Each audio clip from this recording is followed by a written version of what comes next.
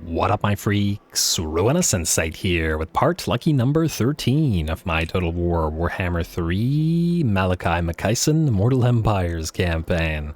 So as we saw last time, Grumbrindle's army is nearly complete and has taken the field with gyrocopters and iron drakes and organ guns, all working nicely together to defeat their first foes. Just gotta get the battle barge in here from the army that's ferrying it over, as well as the Scolder Guard, and this army will be effectively complete once we replace these two units of Grudge Raker Thunderers. Now, this particular episode, or rather, this episode comes after the patch, and the patch has made some changes to the way Age of Reckoning not so much works, but the thresholds and whatnot. So the debuff that was here is no longer in effect, or rather, it no longer exists. You used to get the control and growth debuff here, similar to this at level 2, but now they've removed that one completely. Still have that upkeep plus 50% for Grudge Settler units, though.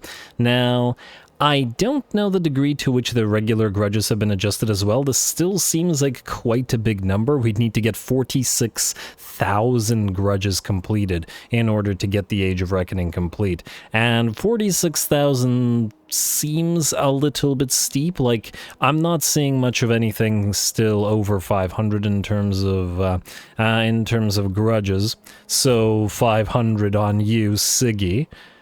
And 500 on here. Lots of stuff is at about 250. At those levels, I don't know how many armies we'd need to be able to make 46,000, or I guess 43,000, in only 8 turns. But it's quite a bit. It's quite a bit, and I imagine that there will be further adjustments to it, as it doesn't feel quite possible even if you complete legendary grudges. I feel if you complete a legendary grudge, any one of the legendary grudges, it should, for that time, automatically completely fill out the gauge. This gives you a reason to try to get towards those legendary grudges and maybe make it only possible to reach the full Age of Reckoning via said legendary grudges. For now, though, at only 2,500 grudges out of 46,000 is barely anything. You can complete every single legendary grudge in the book, and it still wouldn't give you an Age of Reckoning, which, let's face it, is kind of silly, right? I'm not crazy here. Now, one thing they did adjust, though, is the required grudges to Confederate. They've been lowered by the looks of it fairly significantly, and it looks like we can get another Confederation going. As to which Confederation, I think we all know that it's going to be Unram Iron Fist for 2 reasons. One, his empire is effectively contiguous with ours, and would thus be a little bit easier to deal with logistically speaking. And we already have his sonny boy on the team, so we might as well have the Slayer King to join up as well. So that's what we're gonna do. Now, do we need to move everybody before we do this? I mean, maybe we do, maybe we don't. It's kind of hard to say if things will need adjustment. Well, either way, Stacha, we're gonna move you. We're gonna try to move him towards Siggy and hope that Siggy attacks him. I don't think Siggy can reach him, but if he could at least move towards him, that would be just swell. Rorak, you can keep recruiting those Doomseekers for Snorri Granite Hand, and... ooh, hello. Free Mysterious Island. You, Snorri, can grab the Mysterious Island, Aggression, give you Mathland's Blessing, 25% physical resistance on Slayers, yes please, and then you're gonna land at the Fortress of the Damned. Alright, and we are wrong move type, this move type. And there we go, decisive victory, casualties low. What do we have here? I mean, it's a pretty garbagey garrison. Kind of feels not worth fighting. And we do have the Dragon Slayers here to increase our healing. You know what? I think we'll skip this. Here's why. Or we'll auto-resolve this. Yeah, a little bit of damage to some Slayers, but they'll be fine. We will loot and occupy because, well, I mean, we don't really have much of a choice in the matter. And another Dwarf Bride that's swell, we'll transfer that somewhere else. Don't collect the income. This will be transferred, hopefully, to the Ursinites before it rebels. They're a little bit of a ways off from us, but I guess at the end of the day it doesn't matter over much. Not like we care about the territory. The reason why is if we confederate Mr. Unram, look what we have here. Gorth the Cruel has a full stack, and then 1, 2, 3, 4, 5, 6, 7 7.5 stacks if we count the was. 7.5 stacks. That's a lot of orcs. And holding Jarna Grund is going to be very much a problem. That said, we're probably much better off trying to hold it ourselves rather than having these guys hold it. And maybe Unram Iron Feast will at last meet his doom with us, but I'd rather see him meet it rather than waste all of these orc stacks. Also, it seems that Grimgor is the #1 strongest faction on the campaign map, which is perfect because Malakai is coming down here to play. So, let's do this. Great Book of Grudges, Legendary Lords, Unram Iron Fist, Confederate. Alright, and there we are. Now, minus 12k per turn. Okay, this is gonna need some adjustments. That's a big problem, let's face it. And that's a very big problem. Even we can't sustain that kind of thing. We need to get rid of some lords. Alright, unfortunately we're at Cromson. I will not recruit these, and I'm gonna get rid of the Quarrelers with great weapons as well. Yeah, they're grudge settlers, but we can't right now. The supply lines are just horrendous right now. Out? That's still only 10k. That really didn't fix that much, or at least not as much as I'd like. Folks, there's gonna be some admin here. Let's see, we got an army here. Ooh. Flame cannon, grudge settlers, gyrocopters, troll hammers, lots of hammerers, hello. Alright, you are going to move out here. We need to meet you... What is this? Oh, there's a Skaven stack here. Silver Pinnacle has no defensive structure. Khazad-dûr Khalaz does. Okay, there's no way you take Khazad-dûr Khalaz. You can't reach Nashrak Slayer, I assume. Okay, well now we definitely have to go over there. You go here. You cannot move, or at the very least can barely move, so get into Karak-Kadrin. I notice you have a pile of Slayer pirates. And Iron Drakes and more hammers. Lots of hammers all over the place, rather. Ooh, Armor Fortune on you. You have anything interesting? Okay, these guys don't really. We're gonna have to take a look at all these heroes and see which ones are good and worth keeping, but probably later on. What's our capacity for Dragon Slayers? That's actually quite high. We could use them as part of Engineer Corps. In fact, we already have one here somewhere.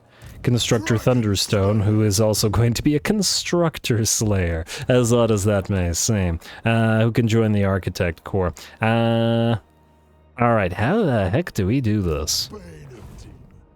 Oh, we have another army. Delete.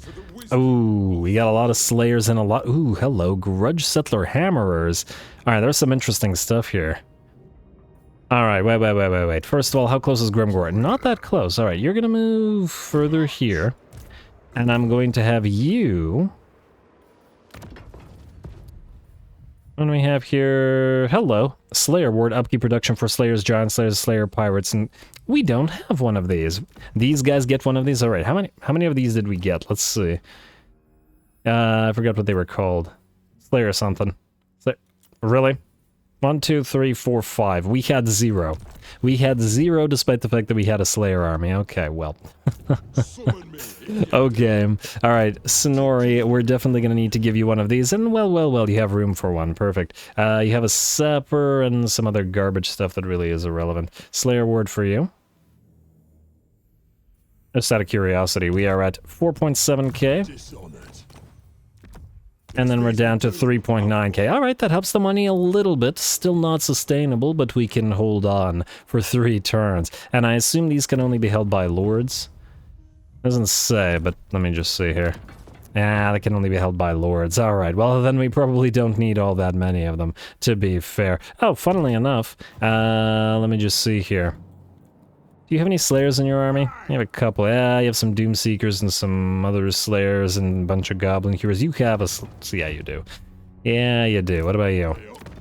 Okay, so it seems like every single Lord of Ungram's has a Slayer Ward, and we didn't get even one. Anyway, what I wanted to do here was you are going to get replaced by King Lun Ironhammer, the wealthy guy, the king of Clan Angren, the ancestor king of Clan Angren that is for some reason not a ghost here.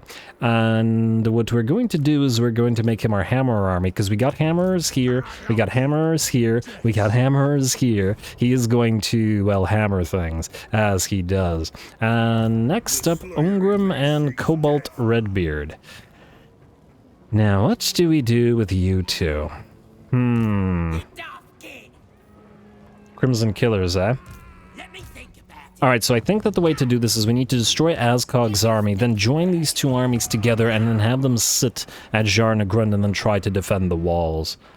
Probably the way to do it. Either way, even if the enemy doesn't attack them directly and besieges us, Malakai is on the way, and Malakai could rip these hordes of orcs absolutely apart. I'm a little bit sad that I didn't leave at least one thunder barge to give over to this army. Oh well. Out of the Malakai stuff. Maybe I should have kept some of the gyrocopters there as well. They would have been really helpful here, but oh well. We're gonna need everything we can get, so Norgrimling Ironbreakers and Grumbling Guard, you're in. Engineer, what do you do for us again? You have increased mobility. Oh wow, what the heck did the AI do to you, man? What is this?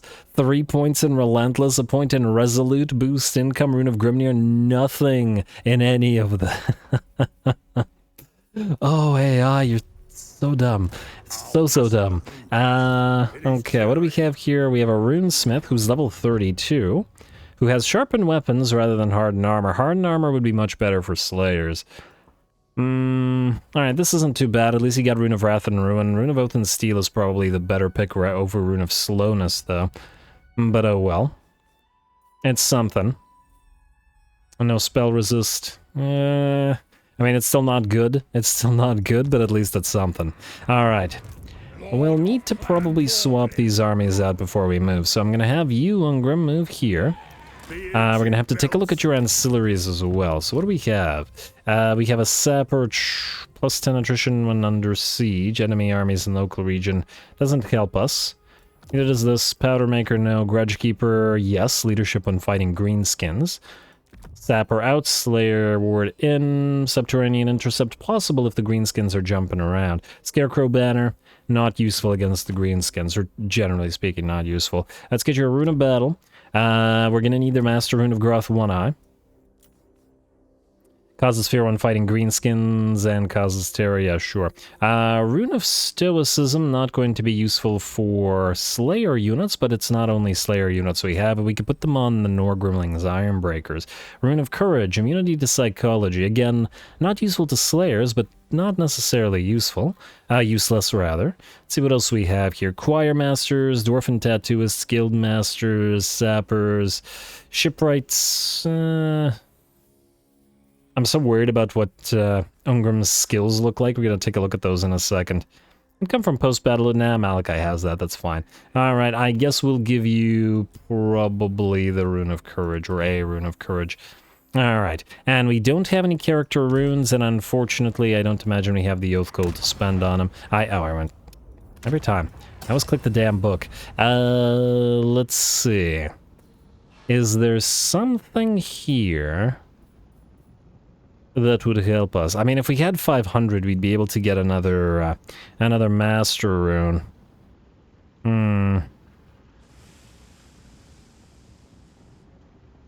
Master Rune of Grungni gives us 10 ward save. Wait, assign non-character units. Ooh, the missile resistances are real nice for Slayers as well. Wait, is everything here non-character runes? Huh. Everything feels like it's non-character stuff. I guess it doesn't want you to give runes to characters at all, generally speaking.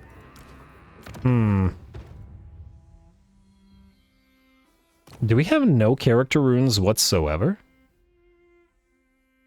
Also, what is Rune of Sanctuary again? Ooh, the physical resistance plus 15%. Who currently has this? Stotchel, yeah, he should have that. Snorri, yeah, I'm kind of disinclined to take those away from you. Even though you could probably really use it. I mean, at the end of the day, physical resistance is assigned on character units, so yeah. Alrighty, then what we'll do is we'll move you here. We will trade the Slayers to the Slayer King and the Dragon Slayer, and... do we want to give him the Thane? We also have 2 Grudge Settler arrow guys. Quarrelers. Arrow guys. Quarrelers available, so if we wanted to, we could do that. Is a Thane worth more than a unit of Dwarf Warriors? The thing is, I think it isn't. The problem is we need to cover the entire walls with the units. So I think we'll forego the Thane. We'll take away 2 Dwarf Warriors, and we'll replace them with Grudge Throwers. Frankly, the Engineer is kind of useless in this army as well. Probably wouldn't help all that much. In fact, I'd rather have the Thane than the Engineer. Let's say that. Runesmith, definitely. Alright. Then we're going to give you... Alright, hopefully I don't get him killed. We'll give you both Quarrelers with great weapons. Yeah, the money. The terrible, terrible money. But once this army is deleted, it'll be better. Then you can go here. And then we can attack this. Are you going to run? Wait, do we need to do anything with your items? You have a Fiery Ring of Thori. You know what I would like? I would like if you had a healing potion. Oh, right, we have barely any items. Helm of Discord might prove useful here. Other than that, it's kind of meh. Oh! Hammer of Smednir. Wait. Runesmith. Hold the Hammer of Smednir. We're gonna need it here, especially if we face off against Grimgor's, like, 8 million armies. Almost tempted to say get the other Trickster's Shard as well to combine with the Hammer of Smednir, which I assume counts as magical or spell damage. Probably the way to do it. Hey, more income from trade tariffs. Who here would hold that? We could pop it on the Thane. Dragon Slayer's a little bit more fragile. Or we could pop it directly on the Runesmith, but he is kind of fragile as well, and I'm a little bit worried about the Grimgor sort of just wrecking his face. We could also pop the Fiery Ring of Thor. Yeah, you know what? Let's put it on Unram, because he can go into the thick of the fighting at all times. The other's Trickster Shard, simply because we have neither a Rune of Toughness... or a Rune of Toughness, nor a, Terrifying Masks of E. Wait, we might actually use those as well. Or a potion. We got all of these new items from our Dwarfen allies. Weird that they have so much more items than we do, though. It feels like we weren't getting the non-Oath Gold items, and the AI definitely was. Alright, well, either way. Runesmith, since you're providing the support, you can get the Fiery Ring of Thori, and then we'll give... well, you already cause fear. You cause nothing, so we'll give you... what you have strong. Oh, that's not horrible. We'll give you... not the Slayer's Axe. We'll give you the Helm of Discord, and we will give you the Terrifying Mask of E. And there's probably a few other items that we can swap around here. Expert Charge Defense on who? Callan Deepbrow. I don't know who that is. Alright, I don't want to get too deeply into that, though, because there's just so many units and so many items. Let's try to kill Ascog without taking too much damage. Quite worried about those artillery pieces, but there isn't really much we can do about them. Go. He's not going to run. Good. We want to put the Rune of Stoicism, Unbreakable, on the Norgrimling's Ironbreakers. We want to put the Rune of Courage onto the Grumbling Guard. We want to put the Master Rune of Groth One-Eye on... who do we want to discourage enemies? We could do the Slayers. Well, I kind of like the idea of...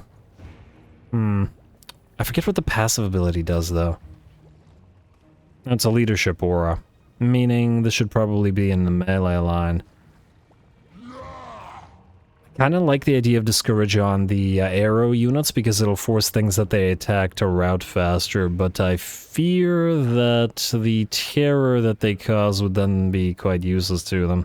On the other hand, maybe. Let's give the Rune of Battle bonus versus infantry. Probably on the Slayers. I expect the Warriors to die, that's the thing.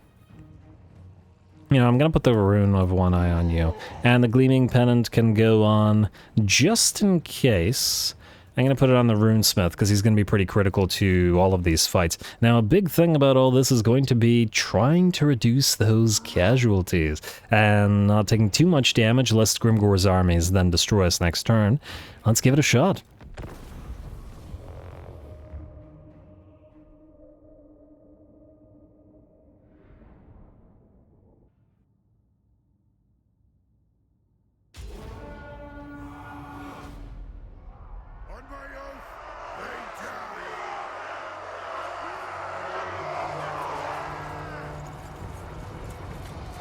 Alrighty, here we go. With the start of the fight for the Darklands, we also get the debut of Unram Ironfist, the Slayer King, who's a very tough lord, and we should be able to get decent use out of him. I don't think he'd win in a one-on-one with Grimgor, but it probably would be quite close. Anyway, in terms of what we got to do this time, we've got to destroy the enemy army, especially their high-value units, and not suffer sufficient damage to the point that we get destroyed by all the other stacks surrounding Jarna Grund. In light of that, what we're going to do is we're going to try to make as much space as possible to await the reinforcements to arrive. We can throw droves upon droves of dwarf warriors at the enemy without really caring for their losses, as we really can only maintain one army out here anyway, so we can always merge them together. Now, the enemy does have an artillery piece back here, and it's the Hammer of Gork in particular,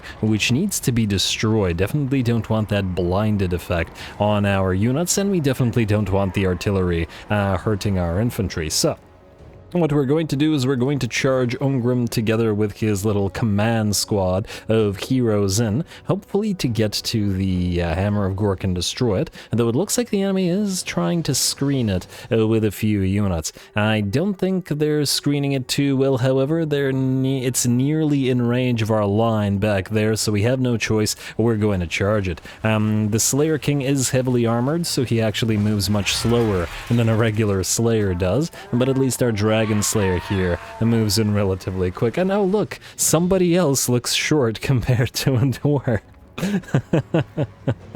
Oh, those poor gobos. Anyway, and oh wow, Unram actually looks pretty big, and he's jumping on in. Honestly, a big whack with that axe feels like it should destroy the catapult altogether. But nice decapitation for Ungram's first axe blow of the campaign. Anyway, gotta get to work on this Goblob or Hammer of Gork real quick and get the heck out of here before the enemy units react to this. Looks like the Chaos Spawn are annoyed and are moving towards us, but for whatever reason the enemy didn't want to send its Mooncowlers or other weak cavalry in.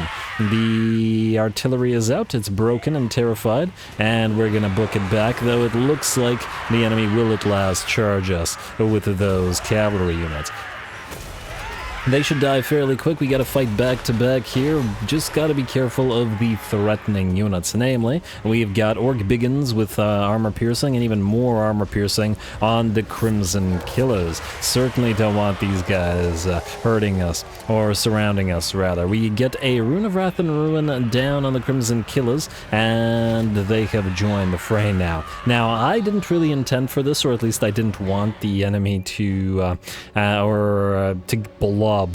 So while we do have the ability to cast the Hammer of Smednir here, if I can find it somewhere, the Hammer of Swednir here, which to me sounds like it's basically another Rune of Wrath and Ruin. We're not going to use it on this blob, or at the very least we're not going to use it here, at least or the regular Rune of Wrath and Ruin, at least until we break from the formation, or at least until the enemy starts moving away, because otherwise it feels cheesy doing the whole blob up around us and attack. And I wouldn't target artillery at this blob either, but we don't have any artillery really, or not long-range artillery at any rate, so we'll have to contend with just not using our runes while Unram fights. Fortunately, there's nothing really here that's threatening to Unram himself, but his command squad may be another story, and well, I suppose the Crimson Killers could bring Unram down as well. Trolls moving on in, and we're going to get the Goblin Hewers moving in together with the Slayer Pirates firing upon them. If we should damage heavily a few of our own units of Dwarf Warriors, once again, we don't really care about that, as we can merge them back together with all the extras we have in the second army. willing to sacrifice a few of these. Alright, and the trolls drop under fire from the Quarrelers and Goblin Hewers and Slayer Pirates, but will be immediately joined by Spawn of Tzeentch and the Snotling Pump Wagons. Unram and his command squad are still attempting to just get the heck out of the press, though fortunately a few of the units have left, and now 4 units plus the enemy lord are distracted here, though the enemy lord is having a pretty bad time as Unram continues whacking away. Would have actually probably been better if the Crimson Killers were to join the fray over here to get destroyed by the Goblin Hero in our range, but it's okay. Alright, another unit of Dwarf Warriors sent in effectively to sacrifice themselves, pinning the Chaos Spawn of Tzeentch in place and allowing us to destroy them with our range units. Chaos Spawn are out, and so is this one unit of Dwarf Warriors, but it's a valid sacrifice, as it certainly didn't allow the enemy to close the distance. Looks like our Dragon Slayer, our fastest moving dwarf unit, has managed to break free, while these 3 continue to fight back to back, and we're just going to try to pop a Helm of Discord and eventually get the heck out of here. Unfortunately, one of the enemy artillery pieces has recovered and begun firing away, dropping a Slayer to the ground, but not killing him. And our reinforcements have arrived at the same time as well. The Rune Lord Cobalt Redbeard. Cobalt Redbeard? Alright, lots of colors in there. Honestly, Cobalt Redbeard should really be Clan Angron, because they've got blue and red, and as their color scheme. Would be a perfect Clan Angron Lord. Anyway, these guys are moving in, and it's time to now get Unram and co. out. These 2 have escaped. We pop a rune just to free the Thane, and Unram we don't care so much about, but at the very least we waited until the Crimson Killers have moved away. Now we just gotta pin them in place with more Dwarf Warriors, while we run towards that artillery piece, and oh, it wasn't the first one that recovered, it's a new one that's arrived and already killed off 30 of our units. Not so great. Alright, Goblin Heroes keep moving forward. We are starting to take damage on them from the enemy range. Throw a few axes in there with the Slayer Pirates providing support. We need to get rid of the enemy range cab, or any range really, as our Slayers are quite vulnerable to them. And Chaos Spawn continuing to fight here as well, and have managed to catch some of our Slayer Pirates, but fortunately because of the upgraded Journey's End ability that Unram offers, these guys aren't really particularly vulnerable. I figured since Unram also has to have a Slayer army, but I kind of want it to be a little bit different from the other Slayer army, what we can do is sort of do the more expensive advanced Slayer units, since we only have 1 giant Slayer unit in Sonori and Garagrim Iron Fist's army. They only have 1 giant Slayer and mostly Slayer Pirates and a few other things. Unram can have tons of Giant Slayers and Doomseekers, the expensive Slayers, effectively, as Garagrim went out to make his own sort of path in the world, way in the world, whatever, and will be using more Slayer Pirates, which Unram doesn't want to deal with. And maybe we'll actually give him some proper artillery support or something. I'll think about it, rather than the Goblin Hewers, since we already have them in 1 army, though they do work for him as well. We'll see. They are still enjoyable, and there's no real reason we can't have them in 2 armies. As long as the main infantry force is a little bit different functionally from the other Slayer army. But anyway, let's see what we got here. Crimson Killers moving in. We gotta get our Goblin Hewers out, or at the very least those that still have ammunition to fire upon these guys, but it looks like we won't have to for much longer. The Quarrelers hit them, and it looks like the rest of the army will rout. Decently long battle, though we did have to wait a little bit to get the actual battle started. We had to sacrifice several of our units of Dwarf Warriors. I think it was really just 2 that took heavy damage, and while there is some HP damage on a few units like the Slayer Pirates, once again, that ability really helped us out. Half HP, but only a single model lost, meaning this unit will be full HP by the end of this. Now we do have to chase the enemy down. We're gonna see if our Goblin Heroes can't hew their way through a few orcs as well, heavily armored though the Crimson Killers are. We certainly don't want them to continue existing, as this army didn't run and then will escape afterwards. Just want to watch them go down. And I believe those are Quarrels, judging by the fact that they weren't knocking out any units. And there we go, now the axes come on in.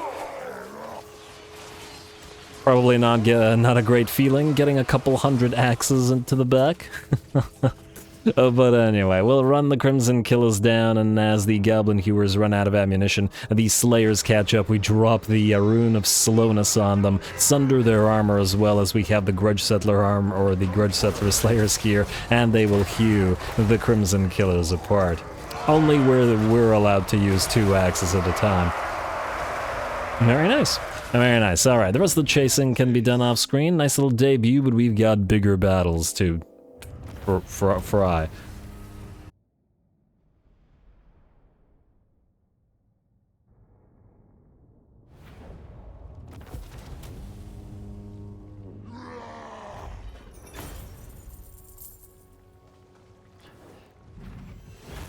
Alright, not bad. Relatively minimal losses. Relatively minimal. Still a few enemies left alive, and that's unfortunate, but we can heal most of the damage right back up. I'd love the money, considering, but gotta heal up. Now, you're gonna back off, and we're going to have to attack you again. I hesitate to auto-resolve here. What do you have left in your army? A bunch of pump wagons. A damn hammer of Gork is still going to be an annoyance. And a brass cleaver. That's a nice pickup. And another Slayer ward. Wellity, wellity, wellity. And some missions successful as well. That's all swell. We can put the... Okay, since this Thane is acting as our support unit for now, we're going to give him the brass cleaver as well. Troll Slayer's gauntlets, melee attack bonus versus large cell swell. But, I mean, Nah, keep your terrifying Mask of E. It'll make things on top of the walls a little bit better, because at the end of the day, it's the walls that we have to be concerned with. There's just so many orcs running around. Anyway, we're gonna have to kill you, I think manually.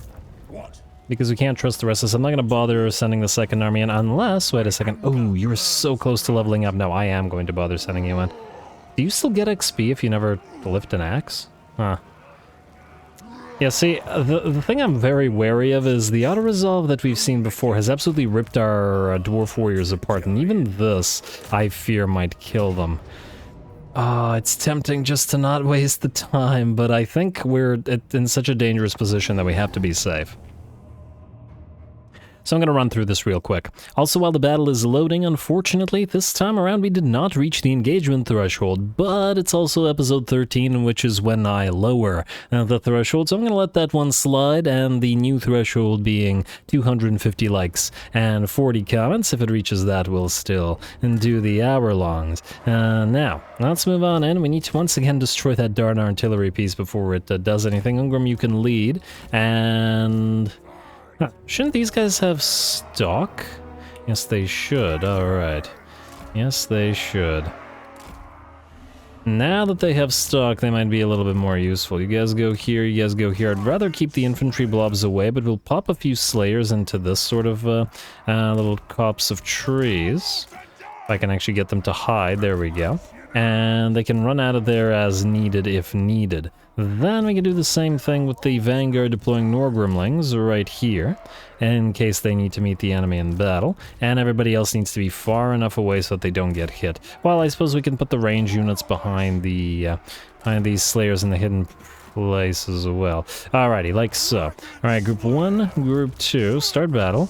Unram, head directly for that Hammer of Gork. We don't really care about what it does. What we do want is to move the Goblin Hewers up and hopefully destroy those river trolls before they do anything. I would also like you guys to watch the flanks, lest that unit moves away. Now, on the other hand, an easy way to kill the Hammer of Gork would be to use the rune on it. A rune on it, any rune on it. As long as you all don't lose units. Do you guys have some kind of Grim Resolve ability which prevents you from dying? No, but the Slayers should, right? Journeys and upgrade entities cannot die, meaning we can start moving you out. Even if you get hit by range, you shouldn't suffer too much. Ooh, the artillery piece is gonna identify these things. Oh well, fire, fire, fire, kill off those wagons. And yeah, you're gonna start firing on the hewers now. Not much you can do about that, though. Hewer 1, go for the Mongrub's mangy whatevers. And you guys, you're gonna have to move now. Slayer pirates this way, regular slayers move out this way. You all go for the trolls, you head directly towards the enemy artillery piece and quicken yourself up. Mogrubs are basically done for. Good, good, good. And they're gonna... Really? They're gonna stay... Okay, no, they're gonna run now. Alright, get ready to fire on those trolls. Other trolls are blocking Unram off, unfortunately, but well, if we kill one, the rest shall follow suit shortly. Slayers, I'm gonna need you to move on in. And other units move on in as well. Please get to that damn hammer of Gork. Who is it firing on? Okay, it's firing on some Slayer. Wait! One of their units just died. Whoa, whoa, whoa, whoa, whoa, whoa, whoa. Journeys and upgraded cannot die. It's not while in melee, it's while the thing is active. But one of them just died. Huh. Go figure. Alright, well then I don't know how that works. Because you'd think it means that they literally cannot die, but that doesn't appear to be the case. Okay, you guys can back off. Alright, fight, Slayers, fight, fight, fight. In fact, Goblin Hewers, turn around, go after those Snotling Pump Wagons. Range units, go after those as well. Slayers can take care of this. And you, I thought I told you to go after that darn Hammer of Gork. Ooh, we taking damage here? Yes, but hopefully not so much. Let's pop a Rune of Speed on you guys. Actually, it probably isn't needed. Pump wagons, you will be the last on the field. Alright, heroes, I'm gonna need you to meet the pump wagons while everybody else backs away, because I don't want them charging us and potentially killing off units. Alright, speed up to the max, and okay, you know what, don't get charged actually, maybe let Unram take the charge. There we go, that's much better. And did you guys run out of ammunition? You should be firing. Actually, you guys should be backing off, and now, okay, there we go. They're done. They're done. And a reinforcing army. I will wonder if they got any XP. If they didn't, it's unfortunate, but, well. We also really need to take a look at Ungram's stats. I forgot to do that. I've been so concerned, I just didn't want to look. Or his skills. What the AI did to him is what I'm getting at here. We'll probably have to delete him, well, you know, reset him, but the problem there is, did you get XP? Okay, we can't tell from the screen. Tiny bit of XP. Yeah, or a tiny bit of healing, get the healing. Really too bad I can't heal single entities. I probably actually should have kept Unram and these guys at full HP instead of moving them out. But anyway, Cobalt Redbeard, you have a Razor Standard. Now we're gonna give that to Unram. Talisman of Endurance, Powder Maker, and mission successful, the Bugman's Grudge. Win 3 battles against Greenskins. Well, that's just swell. Celebration, 3 control all provinces. That counteracts our Confederation debuff. Very nice. That was really nice. I really appreciate that one. What was the grudge that was struck out? I wonder. It wasn't a legendary grudge, was it? No, I don't think so. I assume Grimgor has to be a legendary grudge. Yeah, it's this one. The Fallen ones. Grimgor, Legion of Maz, basically all of the Darklands stuff. This is the Chaos stuff that we did earlier. And Clan Moors has to be destroyed and Carricade Peaks has to be retaken. Yeah, that's all fine. Alrighty, now. You guys are at full HP. Now I'm thinking, do we actually delete you guys? Well, here's the thing. We don't know how far these armies can move. We can't reach them here either way. So it doesn't really matter. Ungram, you're going to have to defend. And I'm just going to pop a Razor Standard for one of your troops. Let's go for... Shield Breaker, I guess. The leadership one intercepting is fine, but your army is going to be primarily Slayers, so yeah. Who got this? Cobalt, I believe? Yeah, Stochel can keep his. Stochel has earned his. Anyway. In order... Okay, yeah, let's take a look at this. What do we have here? Okay, so they didn't get Slayers to me or Ritualistic Scarring, which is... Okay, which was what we're gonna get right now. Slayers to me would be swell for the upkeep reduction, but we need the missile resistance for the Slayer units in his army either way, and same with the missile and weapon strength that we get out of this. We can go without Army of One.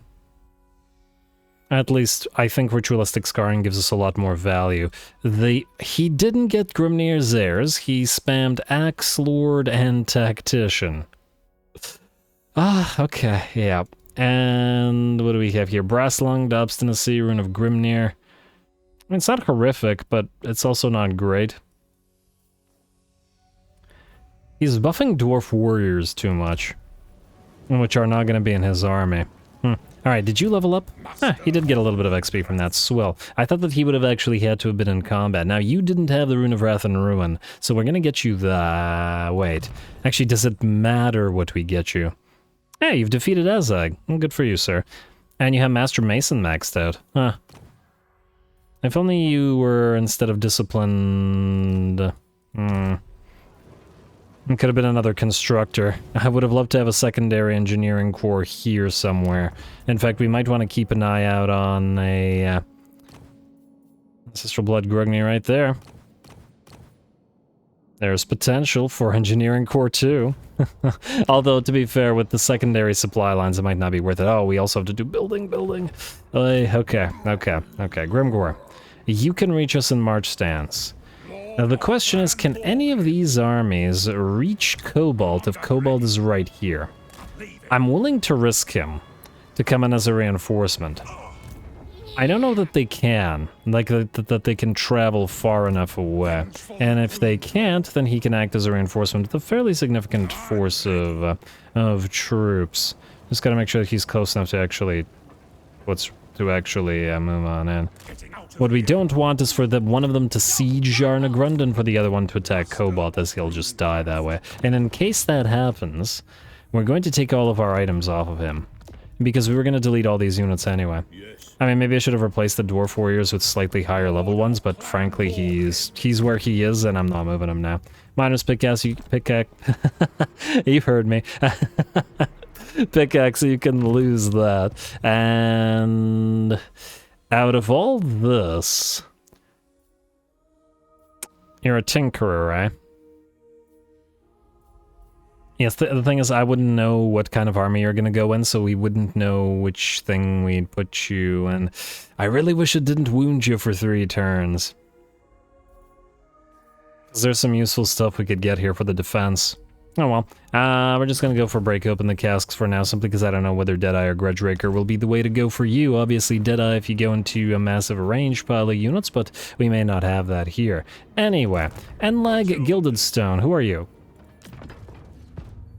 A Thane with Ancestral Blood Grimnir, swell. You can join... Oh, you can actually reach Ungrim's army, eh? Probably should have put this... Huh, they're actually 2 decent Thanes, and you know who needs 2 Thanes? King Lun Ironhammer, because they buff Hammerers with Vigor Loss Reduction. In fact, he needs 3 Thanes for 99%. We could move another Dwarf Warrior out, but then this guy would definitely... Oh, he can't reach Ungrim anymore. Alright, well, we're gonna risk Mr. Enlag and put him into Cobalt's army. Any additional unit?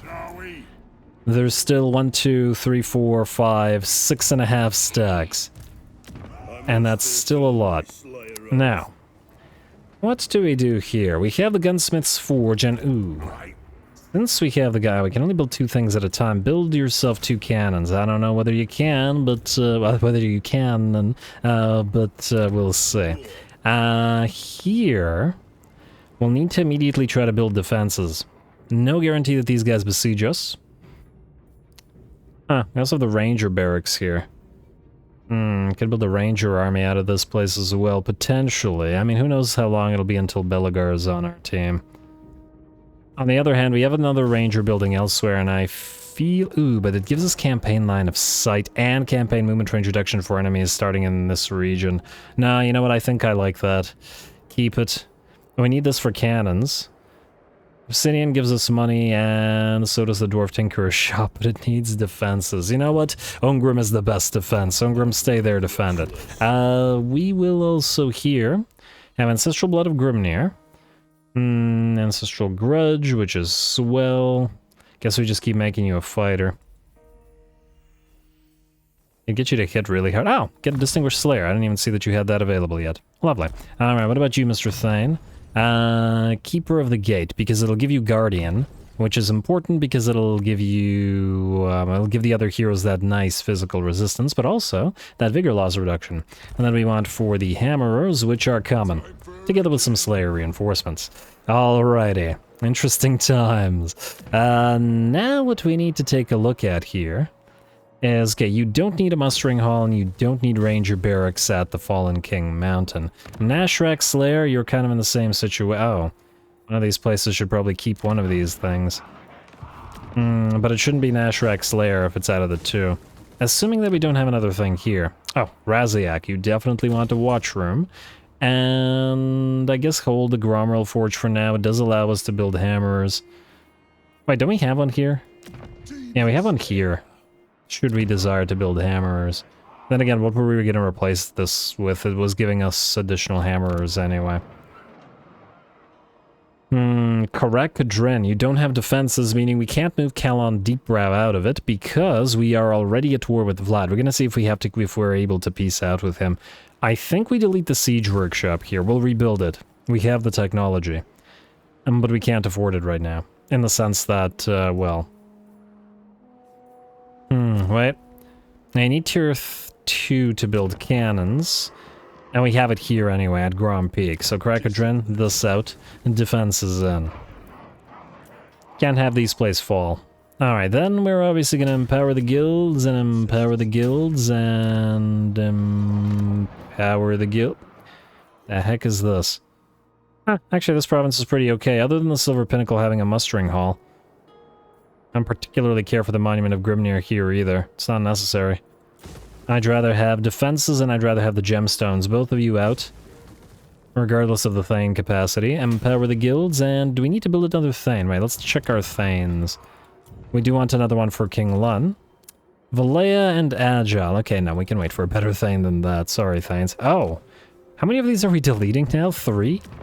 Well, there goes our Thane capacity. Well, it's not like every army has to have a Thane. We're fine, we're fine. We can build more. It's just not the most priority thing right now. We'll just hold on to this mustering hall here.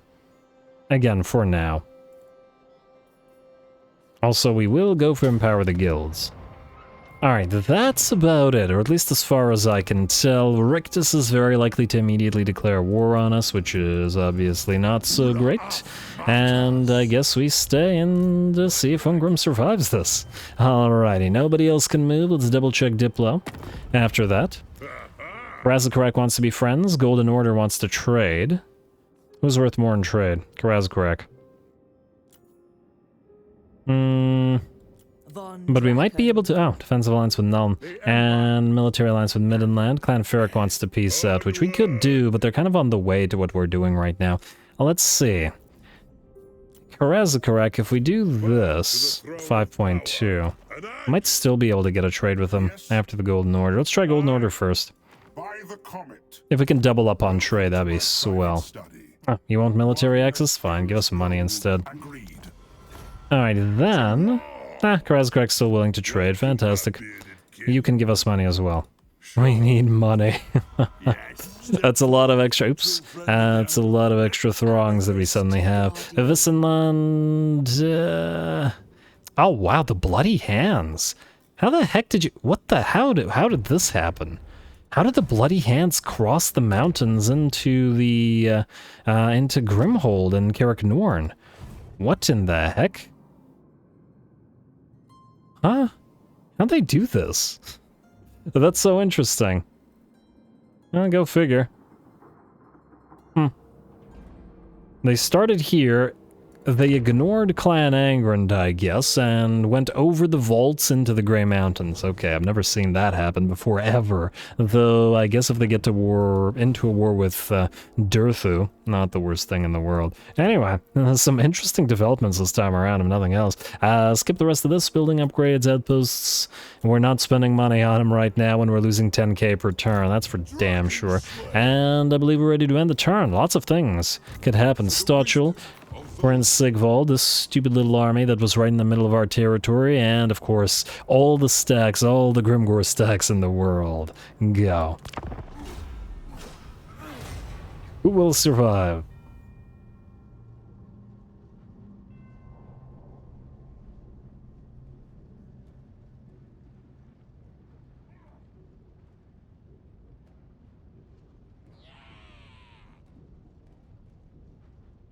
Alright, they besieged us with... Bok, damn you. Peace... No. What are you attacking? Silver Pinnacle. Silver Pinnacle has walls. Yeah, we're fighting this.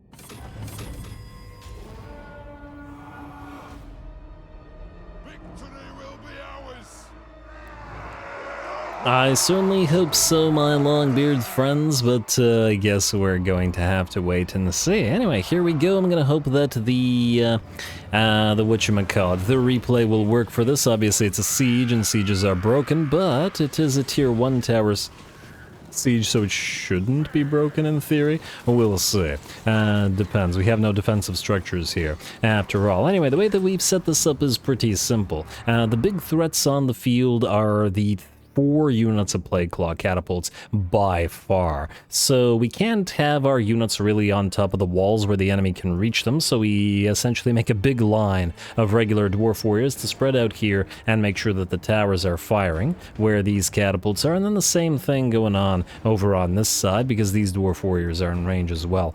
Out of range, however, of the catapults, we have in the center our correlers who are going to focus down the enemy warp grinders, warp fire throwers, anything really threatening like that, because obviously the regular ratmen, the infantry affairs, aren't really a threat to us. And we also have a backup unit of correlers. I'm hoping to build up a platform here for when the enemy inevitably breaks through the walls, as it looks like it's using its plague claws to actually target the walls rather than our units. A smart thing to do, most likely, at least at this early stage, because they're going to take a while to break through the gate, and because they would be wasting a lot of shots on our lines of dwarf warriors up there. Anyway, correlers firing down together with those towers, making, well, not really quick work of the warp fire throwers, but certainly starting to bring down their HP. We just failed to bring down the warp grinders as well, unfortunately. I was hoping they would break before they got to our gate, so the gate will fall, but hopefully we can hold. And plus they got pretty heavily damaged out of there. This warp fire thrower unit is nearly dead, but they do have 2 more where that came from, and we still have to contend with that. I'd still rather not lose the Silver Pinnacle, however. So we're gonna keep on defending. Anyway, the warp grinders have broken through the gatehouse, and that's not the only breach. Another breach has been made in this wall, but our unit of Longbeards is not up on top of there, but hiding behind the wall where they hopefully can't be hit. Same thing going on over here with the unit of Longbeards hidden, and another breach in the wall means they can't attack us, and we'll have to move on into the settlement where our dwarf warriors can fight them directly. Looks like the warp fire thrower unit is, oh, I didn't mean to speed that up, is pretty much done, having been pin-cushioned, and the warp grinders have moved in and been by and large ripped apart by this one unit of dwarf warriors with great weapons. And the great weapons was the appropriate choice down here, as the warp grinders, fragile though they are, do still have 70 armor on them. And let's face it, the regular dwarf warriors have barely any armor piercing. Anyway, bring those darn rats down, though they got more where that came from, don't they always? And it looks like the catapults have started to hit the dwarf warriors that are in a line up here. But if sufficient amount of rats get up here, they might do more damage to themselves than to us, which is very, very appropriately scathing. Alright, this unit is starting to take a decent sort of beachhead up on top of this wall with a decent pile of units. We might have to reposition some of these correlers in order to fire upon them, and the same thing is happening out here as well, as the enemy lord has led some of his clan rats to fight the dwarf warriors with great weapons. Sorry about the sort of janky camera work. It's the walls. The walls and the minor settlements always cause problems with that sort of thing. Anyway, we've repositioned our correlers slightly, and they should be able to provide support along the wall. Could do a little bit better accuracy, but they're working on it. Nice. Alright, that one hit. I was just watching one arrow. It looks like not all of the units are firing, but firing from on top of the walls always kind of is weird. It's always been kind of weird. It's just the thing that's never going to get fixed. I mean, especially since they still didn't fix the whole handgunners and just gun units not really working up on top of walls. And I don't remember whether they didn't work in Total Warhammer 1. But I guess it's been so long that I just don't remember. What was the first campaign that I uploaded here? Did it have guns? I think Gelt was... I don't remember if Gelt is hidden or not. Kazrak and Gelt and Durthu were some of the oldest Total Warhammer 2 campaigns. I never uploaded Total Warhammer 1, because that was before the time of this channel, and frankly most of Total Warhammer 2 was as well, or a lot of it was anyway. Yeah, I think Gelt is a good place to check. Yeah, I'm just talking to myself here. Just trying to figure out where I can go back to a video and see whether guns up on top of walls worked decently well back then. Anyway, let's see how the rest of the battle is going. The balance power is still in the enemy's favor, but the enemy is moving towards our territory while still under fire from those 4 towers. Here, our unit of Longbeards is holding against a unit of Skaven slaves led by a Packmaster and some Warp Fire Throwers, which have joined the melee as well. Of course, none of these units are particularly threatening to the Longbeards, with the exception of the Packmaster, which is likely doing the most damage here by far, probably doing all the damage, in fact. The crew of the destroyed catapult has also moved in here. I know some Night Runners have joined us. Oh, that's not a Packmaster, it's an assassin. Never mind, it's not a Night Runner. And he's managed to kill 20 Longbeards himself. Actually, this seems appropriate. Pile of Skaven slaves to distract the Longbeards while the sneaky assassin sort of kills them off one by one. I like it. I like it quite a bit.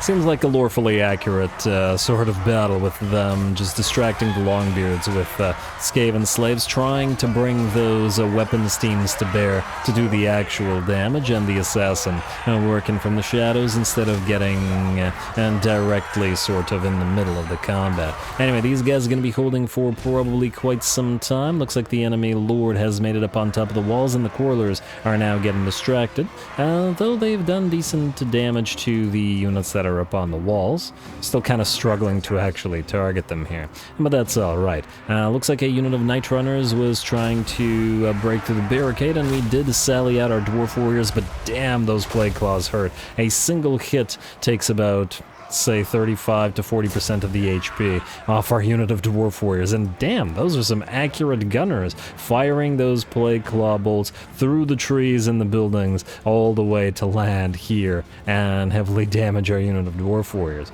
Gotta watch out, but hey, that's at least a decent amount my fault, and still have to make sure that we use the buildings as cover from the enemy artillery. That's the way we win this, especially as the enemy brought so much artillery to bear.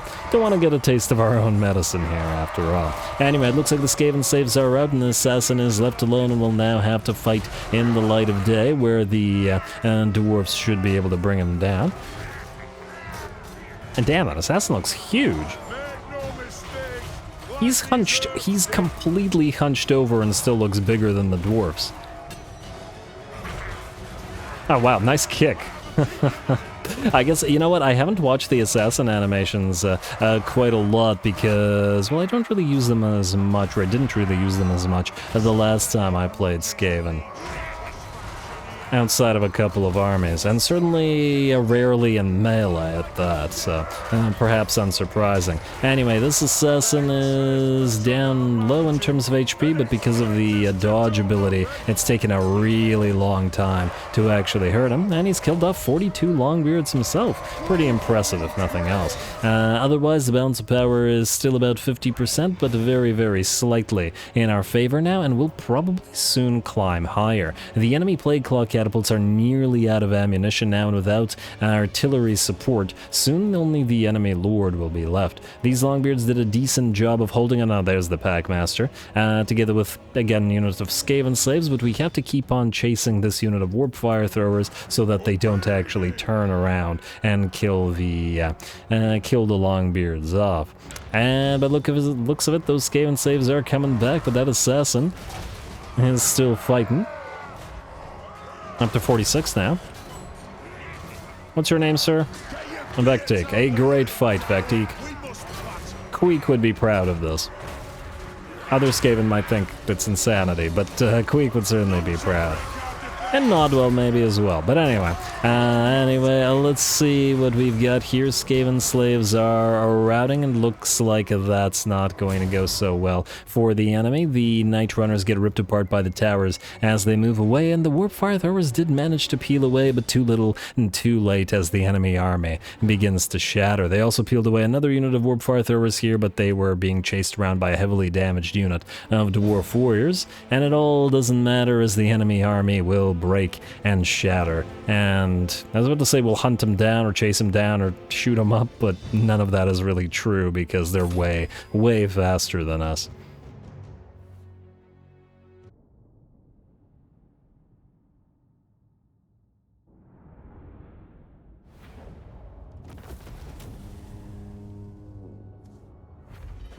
Hey, we got a glittering scales for our trouble. That's not too bad. Now, the unfortunate aspect of this all was that the enemy army, by and large, escaped, as, well, there's not much we can do about it, because we can't chase, and yeah.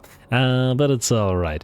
And do we need to heal up here? I think this time we will take the money, as I don't imagine they'll besiege us here. And what do we have here? Oh! Cobalt will get attacked, but by a pile of hobgobs. I'm honestly kind of not interested in this fight. I mean, Gorth the Cruel is there, but the hobgoblins and the orc laborers, they're all going to break fairly quickly. I'm more interested in fighting Grimgor and the other stack, so we're gonna auto-resolve this, and oh, right. I forgot that it did massive damage to her. Okay, maybe we can heal them a little bit. Ugh, damn it. I forgot that it did big damage to our regular dwarf warriors.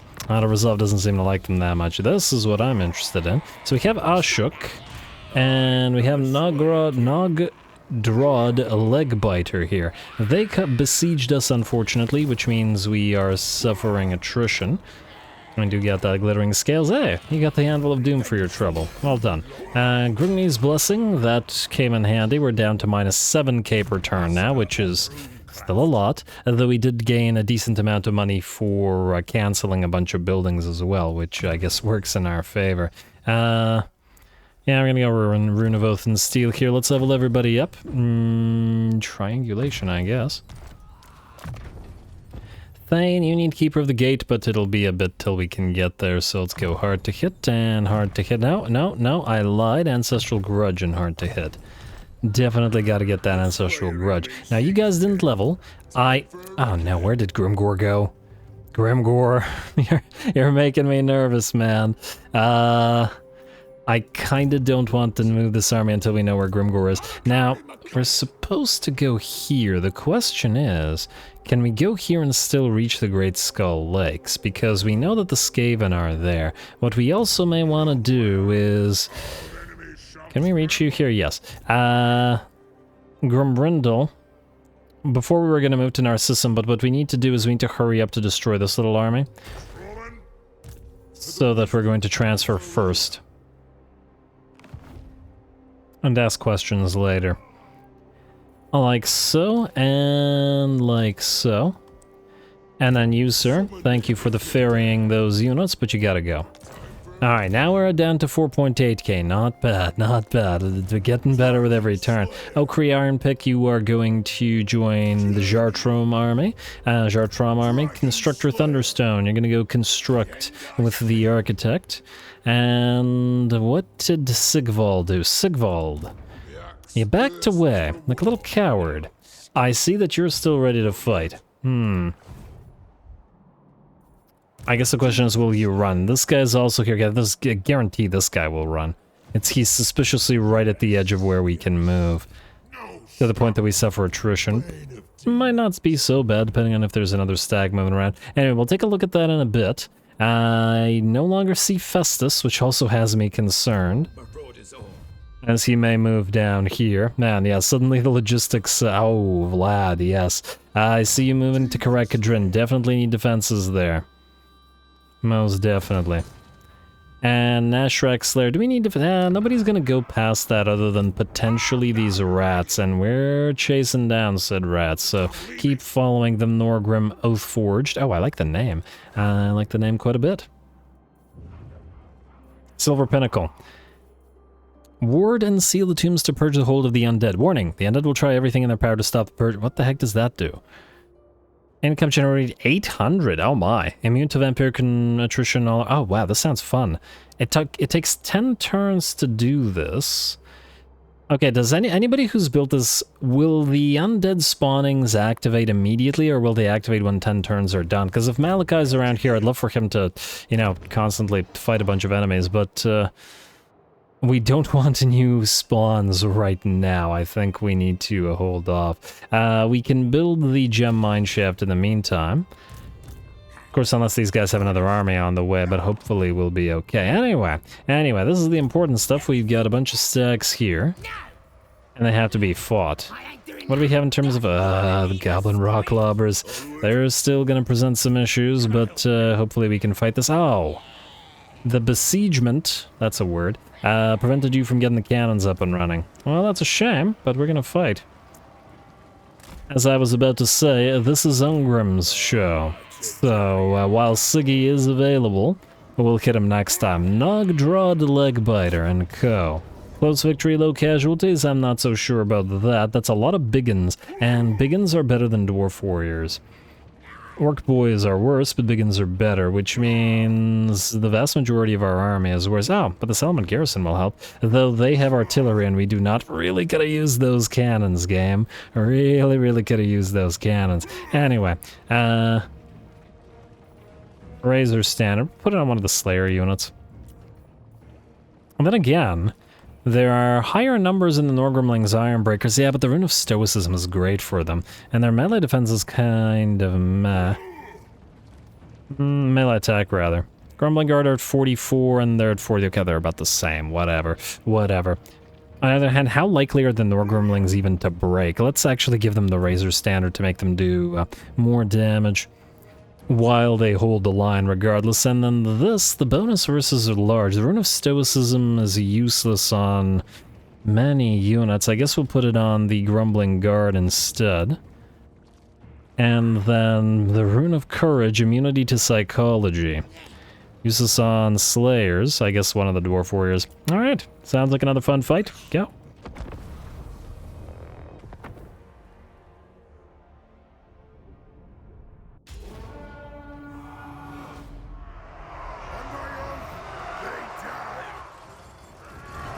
Alrighty, here we go. Orcs and Gobos to hew aplenty in this particular battle, in a very cinematic looking fight. Alrighty, by the looks of it, the environs are pretty darn fantastic. Love the sort of polluted skies of the Darklands, the oil slick rivers, and the lava all around. Probably not a good thing to have oil all over the place. I'm just gonna assume that's like pollution and slag and stuff. As it seems like this will all get lit on fire. But I guess they, yeah, sometimes gotta burn off the oil. But anyway, what do we have here? The enemy army is deployed, or the first enemy army is deployed over on this side of the river, which is actually somewhat advantageous to us. If they want to take position there and wait for their reinforcements to arrive, it'll allow us to take position here and force the enemy into a relatively difficult crossing. We have Vanguard deployment on the Norgrimling's Ironbreakers, and I decided to deploy them forward in case the entire enemy army decided to rush us, in which case the Norgrimlings would be able to hold back the tide while we moved into position. Speaking of moving into position, Ungrim, his command squad, and all 4 Goblin Hewers are going to try to move up and take said position, while the rest of the army is hanging back just out of range of the 2 enemy artillery pieces. Once again, we don't want the artillery knocking holes in our battle lines. I think there is an upgrade for the Goblin Hewers in Malakai's Adventures when we do something that gives them Vanguard deployment, which would have been really nice here. But at the very least, for now, they have their they have stock, so even without Vanguard deployment, they can position themselves fairly nicely. Anyway, speaking of positioning, there we go. Looks like we move on in. Some Snotling pump wagons are going to be the first to feel the wrath of the million axes. They're supposed to fire on cue, but fine. Alright, there we go. Not the most accurate thing in the world that I've seen, but it does take about half HP off of the, or maybe 40% HP of the Snotlings fairly quickly, and besides, we can target the Stone Trolls next instead, and obliterate them a little bit faster.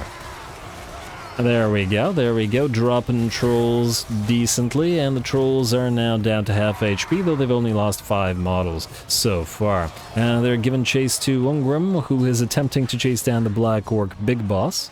But the Black Orc Big Boss wants no part of it, and instead perhaps we can catch the Night Goblin Shaman while we continue hosing down those stone trolls with axes. Out here, same essentially thing occurred. The Orc Biggins getting hit by the blasting charges, which will hopefully not explode the oil fumes coming off of the polluted waters. While the Goblin Heroes did take a charge of the trolls there, the trolls seem to have broken just as they charged on in, though that did force our units to leave their machinery. Now, the Goblin Rock Lobbers are beginning to target us, and we did Vanguard deploy our other Vanguard unit, the unit of Rangers with great weapons, behind this one in the hopes of destroying it, while we hopefully hose down the other one with Quarrelers as soon as they're ready to go. Unram has found the enemy lord, unlike the Black Orc Big Boss, who appeared to have been a coward. This Gobbo fought for at least a few seconds and is now booking it on out of there, rather than continue fighting Unram. Nobody wants to fight Unram these days. Pretty sure Grimgor would like to, but, you know, we'll see if we can make it happen. Anyway, we are still holding sort of our skirmish line, as it were, while our main line is now ready to move in and take position. We got a little bit of elevation here, so hopefully that'll allow the Thunderers and Slayer Pirates to fire down, Quarrelers to fire over, and then the enemy have a difficult crossing of this ford of the river. This type of river should add an environmental effect that makes enemies vulnerable to fire damage. Also, man, imagine fighting in heavy armor in water that's basically up to your neck, and the fumes from the pollution and the oil must also be pretty horrendous. Yeah, not the nicest place to fight, but I suppose, on the other hand, the Dwarfs are used to tunnel fighting against the Skaven, and that's a pretty horrific prospect as well, especially judging by what I've read about it from various books. And not just the Dwarfs as well, and the Nagash books. I remember the tunnel fighting against the Skaven as well, which was pretty fun. Anyway, looks like Unram has managed to drop the enemy Lord. Trolls once again charging in river, and double river trolls alike, probably wanting to make use of their aquatic abilities, but not having a fun time charging directly into those piles of axes. The Rangers have managed to destroy the Goblin Rock Lobber not a moment too soon, as the reinforcing armies, more than a full stack, are moving on to the field. We still got a few units running around in the background, but our Slayers are trying to hunt them down and make sure that no trolls, pump wagons, or cavalry can reach our rear lines, while the Gremlins continue to hold anything that tries to move out here. By themselves, perhaps, but this is what they're for. They're iron breakers, and they're not going to break easy. 47 damage on them so far, and this is only the first army, and they're already up to 13k or 12k damage. Not too bad at all. Another pump wagon unit gets hosed down by axes, and by and large, it goes down, and we really need to turn to these Orc and Gobbo error boys, as they would otherwise do decent damage to the Slayer Pirates, who they're focusing down due to their lack of armor. Well, good job AI for playing rock, paper, scissors, but we still hold the ford, and the enemy is going to be hard-pressed to take it from us. Perhaps not the most efficient way to set this battle up, but it sure does look cool, and that's the name of the game. Anyway, we continue here. The command squad's still out front with some Dwarf Warriors backing off, just to make sure that we can get our Goblin Hewers and range units in general firing at the Trolls without killing off too many of our own Dwarf Warriors. Unram can probably hack a few of them down without too much trouble as well. And we gotta make sure these guys are gone before the second stack moves on in. Some River Trolls have rallied together with some Night Goblin Squig Hoppers, though running through that pile of axes sees them both off fairly quickly. There we go, nearly out of ammunition on our Goblin Hewers at this point in time. Our Quarrelers have also moved up to start targeting this Goblin Rock Lobber up here, and good job to the AI for getting a pretty good position up on this plateau where this thing is protected. I was originally hoping our Rangers could go after this unit as well, but that was not going to happen. Over on the left flank, while Unram is holding the center, our Dragon Slayer is holding off the left flank. I would say about half, or possibly even more, 60% of the enemy's new stack is moving this way, and the Dragon Slayer is going to have to hold. Fortunately, we do have our own Slayers running around who are running down enemy large units, and they should be able to move into that side of the map fairly quickly. And they'll be needed, especially as the River Troll Hag, more trolls, and the Squigs and whatnot are moving on in. Was really hoping to bring down that River Troll Hag so she could stop casting those darn Spirit Leeches, but no dice. Alright, I see some Thunderers working away at the enemy, together with the Quarrelers over on this side. Some Trolls, Stone Trolls, attempted to make it towards our line, but fall just a little bit short. Once again, a difficult crossing for the Orky army.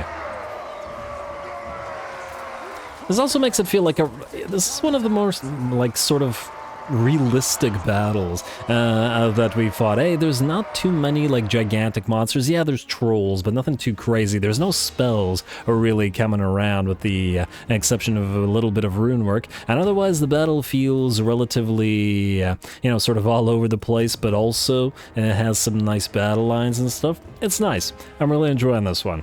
Anyway, we still gotta make sure we hold that left flank, as the Slayers are a little bit exposed there, but the Norgrimling's Ironbreakers are there as well.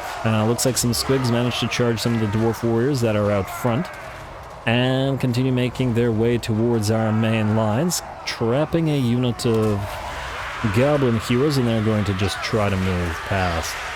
Alright, we got our first Rune of Wrath and Ruin into the arriving enemies, and this is a unit of Black Orcs, so they have to be targeted, followed by the Hammer of Smednir. We've been saving both of those abilities specifically for something like this. Certainly don't want Black Orcs getting engaged in combat with our regular Dwarf Warriors, as they would absolutely rip them apart with no trouble. We saw a unit of Black Orcs kill Reiksguard Greatswords with no problem in the Elspeth campaign last episode. We certainly don't want them to attack much weaker Dwarf Warriors here.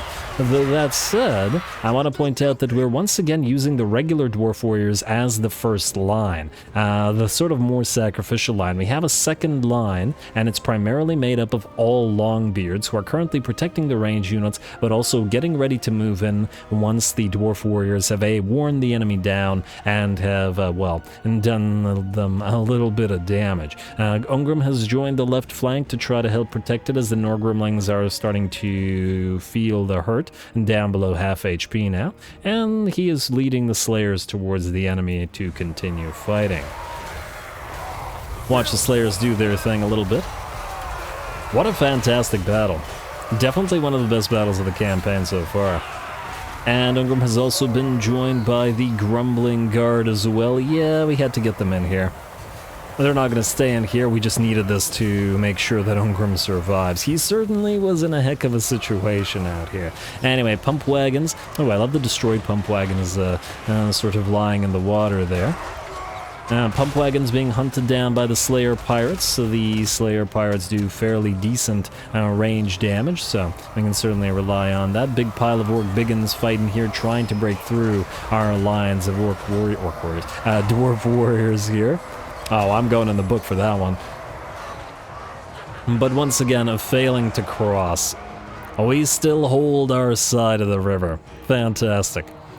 Alright, reinforcements are still arriving, but I believe that is now the last of the reinforcements. Wa activates, giving the enemy more battle prowess, but the balance of power remains in our favor, and by the looks of it, we'll continue to do so. Slayers are starting to dwindle in numbers, however, as more trolls move in, together with those biggins quacking away at them. And a little bit of range support from those archers. Really could have used a few more blasting charges into this, but the Norgrimlings were needed to help hold the line. And I mean hold the line here, together with the Grumbling Guard.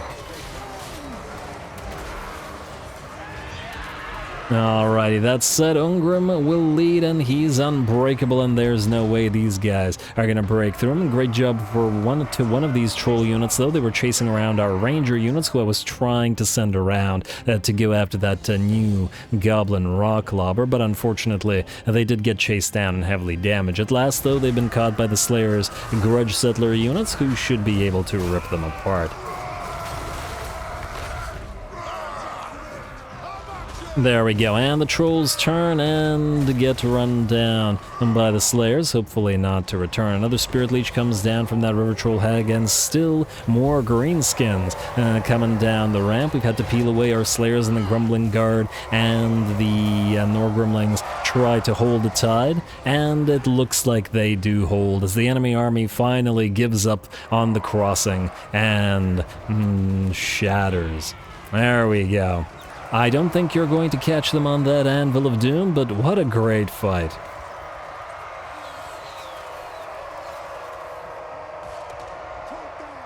Alrighty, just taking in the battle line one more time, and we didn't even really have to move in our reserves of Longbeards, which is great because it means that they didn't really suffer too much damage. I tried my best to limit as much damage as possible to units from the garrison, like these dwarf warriors with great weapons, since we don't care about them nearly as much, though they will still be needed. But at the end of the day, it all worked out reasonably well. We're going to do a little bit of chasing, or as much as we can, but it's really not going to be much, as even the Slayers are probably not going to catch too many units.